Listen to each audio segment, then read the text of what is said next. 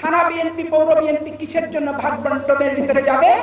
MP হলে দল সহ সৎ নির্ভীক সাহসী দালাল মুক্ত বিএনপি করব।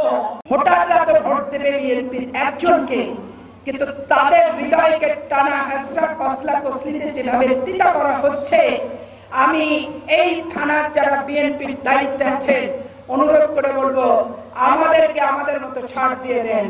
আমরা জনগণের কাছে যাব। জনগণ যারটায় আসবে মনে করবে আসবে, আসবে না মনে করবে আসবে না, যাকে ভালোবাসবে আসবে, পক্ষে থাকবে থাকবে। নেতারা ভাগ করে ভাগাভাগি হয়ে দলটার আর 12টা আপনারা বাজায়েন না। নেতা হিসেবে সবার চেয়ে বড় হিসেবে আমি এইখানকার বিএনপিকে ভাঙতে আসিনি, নমিনেশন পেলে বিএনপিকে করতে আসবো। এমপি হলে দল সহ সৎ নির্ভীক সাহসী দালাল মুক্ত বিএনপি করব। রাতের বেলা ফুচুর ফুচুর অন্য দলের সাথে আর দিনের আলোতে কুচুর কুচুর আমার দলের সাথে, এই কুচুর কুচুর ফুচুর ফুচুরের কারণেই আজকে এইখানের এই সাংগঠনিক কর্মকাণ্ডের বেহাল দশা।